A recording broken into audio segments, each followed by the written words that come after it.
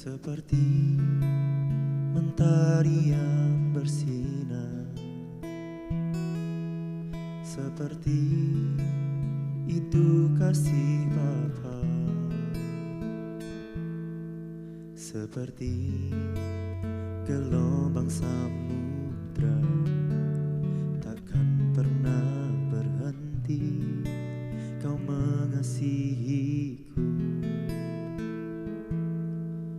Seperti tingginya langit biru, demikian tinggi kasih Bapa. Sedalam lembah bayang mau, demikian dalam Kau tebus hidupku.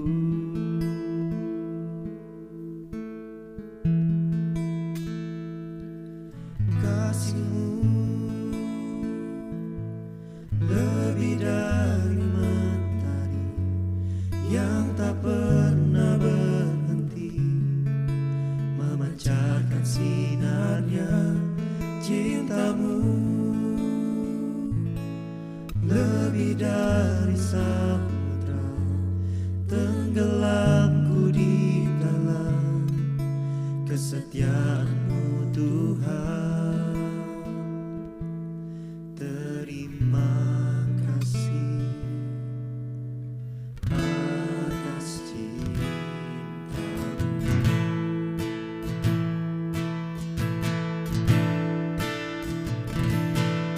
Seperti mentari yang bersinar, seperti itu kasih Bapa, seperti gelombang samudra takkan pernah berhenti Kau mengasihiku. Seperti tingginya langit biru, demikian tinggi kasih Bapa.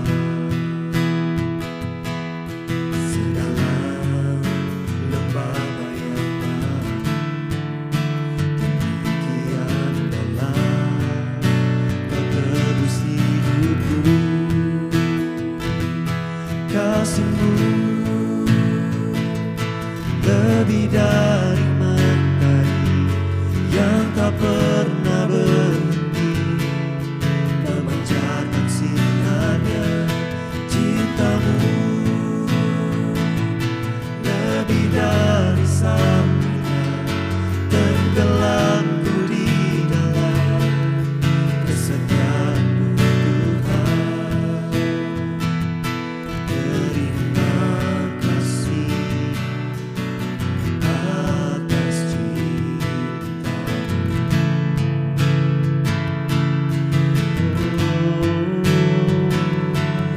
Terima kasih Tuhan atas segala cinta-Mu bagiku.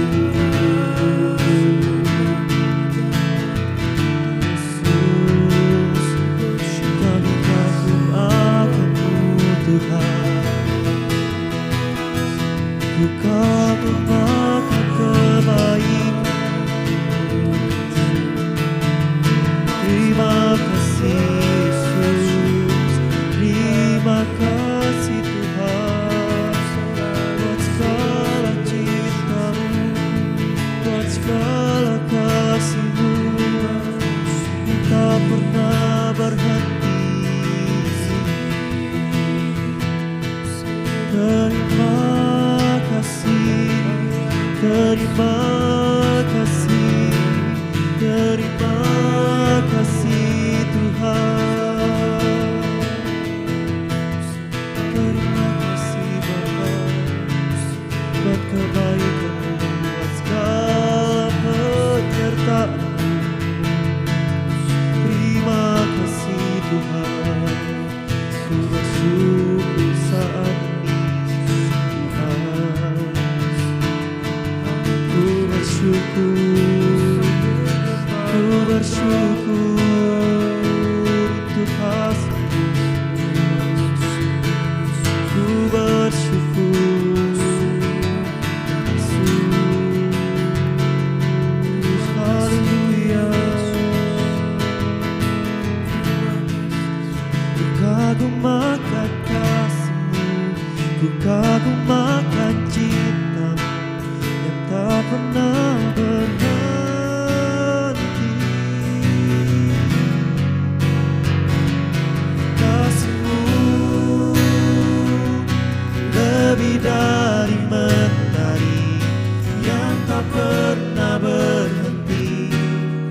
memancarkan sinarnya. Cintamu lebih dari samudra, tenggelamku di dalam kesetiaan-Mu Tuhan. Kasih-Mu lebih dari mentari yang tak pernah berhenti memancarkan sinarnya. Cinta-Mu lebih dari samudra, tenggelamku di dalam kesetiaan-Mu Tuhan. Terima kasih atas cinta-Mu. Terima kasih atas cinta-Mu. Terima kasih atas cinta-Mu.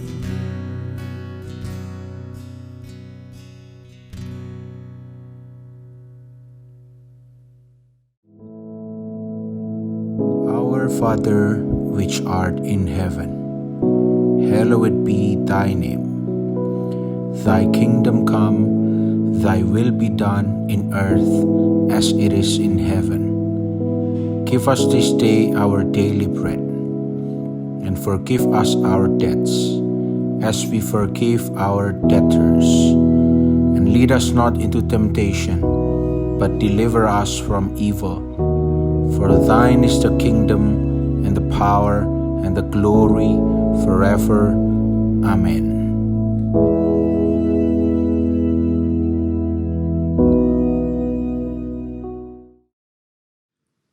Puji Tuhan, saudara-saudaraku yang kekasih. Selama kita masih diberi kesempatan oleh Tuhan, kita bertemu. Dan kali ini pertemuan kita, sekalipun dalam bentuk online, ya, tetapi kita bisa bertemu. Dan tiap pertemuan dengan nama Tuhan, Tuhan itu hadir. Dan Tuhan akan berbicara kepada kita semua. Ya. Nah, kali ini saya ingin membawa saudara pada sebuah renungan yang terdapat di Injil Yohanes pasal 12. Ya. Injil Yohanes pasal 12, saya bacakan ayat 1 sampai 8. Ya. Saudara, saya bacakan agak cepat ya, supaya waktunya cukup untuk kita membahas firman Tuhan ini ya. Yohanes pasal 12 ayat 1 mulai ya. 6 hari sebelum Paskah, Yesus datang ke Betani, tempat tinggal Lazarus yang dibangkitkan Yesus dari antara orang mati. Di situ diadakan perjamuan untuk Tuhan, dan Maria melayani. Sedang salah seorang yang turut makan dengan Yesus adalah Lazarus.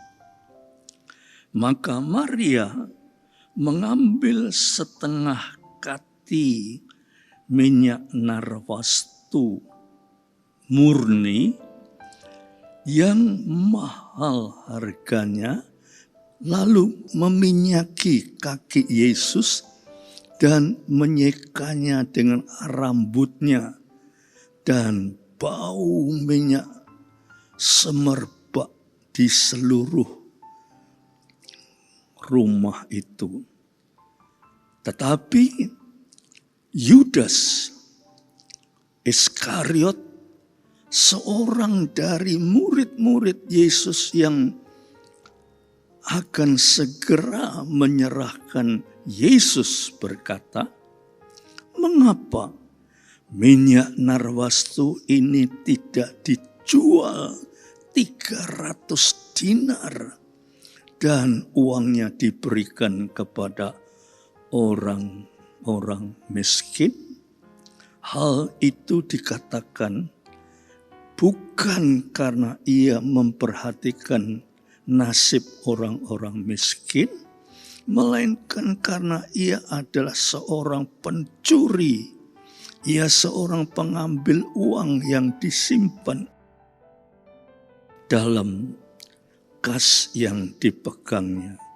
Maka kata Yesus, "Biarkanlah dia melakukan hal ini mengingat hari penguburanku. Karena orang miskin selalu ada pada kami, tetapi aku tidak selalu ada padamu." Nah, di sini saudara, ya, saya ingin tekankan ayat yang ke-8. Ya, saudara, ayat yang ke-8 itu berkata, "Karena orang-orang miskin selalu ada pada kamu, tetapi aku tidak akan selalu ada pada kamu." Saudara, kalau kita baca tadi seluruhnya, ya, maka ada suatu pesta di rumahnya Lazarus yang sudah dibangkitkan dari antara orang mati, dan pesta itu dihadiri oleh keluarga Lazarus, yaitu Maria, Marta, Lazarus. Yang diundang yaitu Yesus. Tentu Yesus membawa murid-muridnya itu, di antaranya itu Yudas Iskariot. Ya. Dan waktu sedang di dalam pesta itu, Maria tahu-tahu menuangkan minyak narwastu jati. Artinya minyak yang baunya harum dan mahal sekali.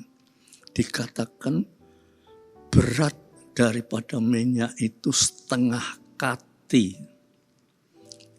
Zaman dulu ya saudara, waktu saya masih kecil, pada umumnya itu ukuran berat itu mereka pakai ukuran kati, bukan kilo. Ya, bukan 1 kilo, 10 kilo, enggak. 1 kati, 2 kati, 10 kati. Ya.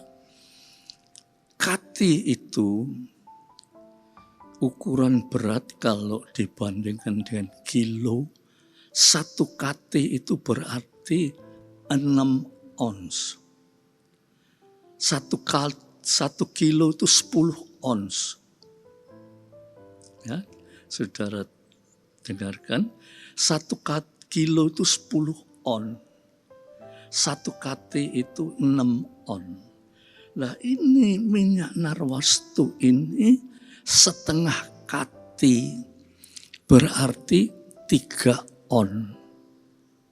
Ya, saudara, 3 ons ini menurut Yudas kalau dijual bisa mencapai 300 dinar.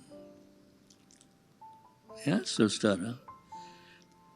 300 dinar. Artinya mahal sekali. Ya, itu dituangkan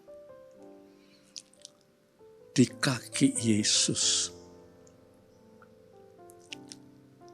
Nah, banyak ahli pikir apa yang menyebabkan Maria ini menuangkan minyak narwastu jati. 300 dinar dipecahkan di bawah kaki Yesus, lalu diusap dengan rambutnya. Saudara, banyak para ahli memberi tafsiran yang beda-beda, ya. Tetapi salah satu daripada tafsiran yang akan saya sampaikan ini ialah Maria tahu siapa dia dan siapa Yesus. Ini Maria tahu waktu Yesus membangkitkan Lazarus yang sudah 4 hari mati, saudara. Sepanjang hidup Maria belum pernah dia melihat ada orang mati bisa bangkit kembali. Memang ya tidak ada. Apalagi Lazarus ini, kalau saudara baca Fatsal 11 ya, sudah 4 hari sudah masuk lubang kubur. Dibangkitkan oleh Yesus. Lantas Maria ini berpikir, ya saudara, tidak ada kekuasaan di dunia ini yang bisa membangkitkan orang mati. Bahkan sudah 4 hari dia mati, bahkan sudah masuk lubang kubur. Tetapi Yesus yang membangkitkan dia. Itu tidak ada manusia di dunia ini. Lalu Maria tahu kecuali Allah yang maha kuasa, tidak ada lain yang bisa membangkitkan orang mati. Nah, Allah itu telah menjelma menjadi manusia, yaitu Yesus Kristus.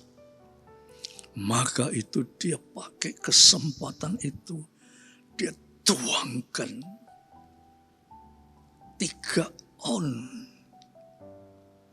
setengah kati daripada minyak narwastu jati yang harganya 300 dinar, mahal sekali, dituangkan di kaki Yesus, terus disapu dengan rambutnya.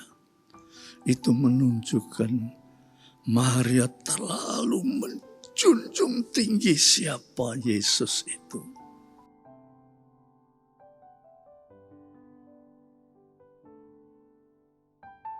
Dan terlalu merendahkan diri siapa dirinya itu. Maria itu siapa? Saudara, ini suatu perbuatan yang luar biasa. Ya, saudara. Maria ini melakukan suatu tindakan yang luar biasa terhadap Yesus. Lantas sekarang siapa Yesus itu, saudara? Siapa Yesus itu yang oleh Maria dia dipecahkan minyak narwastu yang harum baunya? Siapa Yesus itu?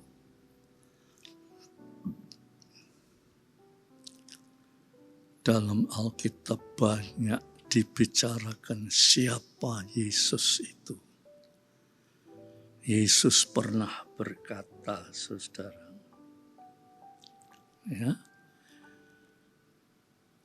kepada murid-muridnya, dia berkata, ego eimi. Sudah sering saya jelaskan apa artinya ego eimi. Ego eimi itu artinya, akulah dia. Akulah Allah. Allah yang ada. Tidak ada yang mengadakan. Saudara tidak pernah lihat di dunia ini sesuatu yang ada, tetapi tidak ada yang mengadakan itu. Tidak ada. Pamannya ini kembang ini ada. Pasti ada orang yang merangkai kembang ini. Ya. Saya berada, pasti ada yang mengadakan sampai saya berada di tempat ini. Tetapi Yesus berkata, ego eimi, aku ada, tidak ada sing mengadakan. Aduh, itu luar biasa. Oleh sebab itu Maria, ya, dia mempersembahkan bau yang harum. Ya. Dia tidak memikirkan berapa harganya akan minyak narwastu, itu tidak dipikirkan. Yang dipikirkan dia menumpahkan bau yang harum. Saudara-saudara, artinya Maria di hadapan Tuhan itu menumpahkan bau yang harum. Manusia di dunia ini, saudara, hampir boleh dikatakan tidak ada manusia yang di hadapan Tuhan itu menumpahkan bau yang harum. Artinya dia sangat menjunjung tinggi-tinggi Tuhan. Mungkin jarang ada. Tetapi saudara, itu bukan berarti tidak ada. Ada. Kalau saudara sebagai anak-anak Tuhan, saya sebagai anak-anak Tuhan, kita tahu siapa Yesus itu. Seringkali kita ini kurang berpikir sampai di situ. Yesus adalah Allah pencipta. Allah yang sebelum segala sesuatu ada, dia sudah ada. Sesudah segala sesuatu tidak ada, dia tetap ada. Dia tetap kekal.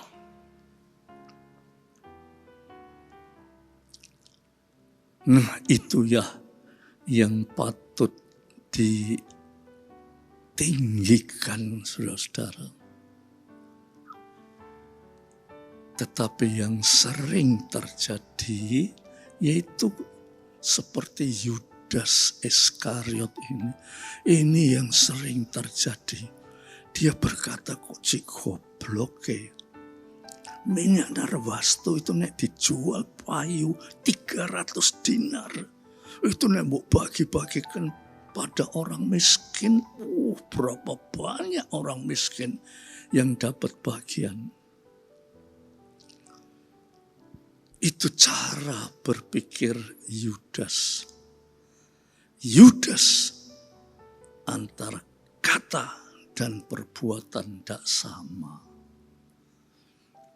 Seringkali kita ini omongan itu muluk-muluk, tetapi kenyataannya tidak. Ya, Yudas bukan orang yang mengasihi orang miskin. Justru Yudas ini yang akhirnya menjual Yesus hanya dengan 30 keping perak saja. Jadi manusia itu banyak kali mengikut Yesus, tapi hati-hati saudara. Nek kita tidak ngerti, kita salah langkah. Oleh sebab itu, kita harus seperti Maria, ya saudara. Dia tahu siapa Yesus itu. Itu minyak narwastu jati 3 ons itu 300 dinar. Itu bagi Maria itu suatu nilai yang tinggi sekali. Tetapi kalau dia berhadapan dengan Yesus, itu tidak ada nilainya. Oleh sebab itu dia tumpahkan di hadapan Yesus supaya semerbak baunya. Saudara, ayo kita ini ojo terlalu memikirkan diri sendiri. Biar kita berkata, aku harus berkurang-kurang. Kata Yohanes 3 ayat 30. Ya, aku harus berkurang-kurang dan Tuhan harus bertambah-tambah. Artinya Tuhan yang harus nomor 1 di dalam hidup saya. Saya tidak perlu diperhitungkan. Yang harus diperhitungkan Tuhan.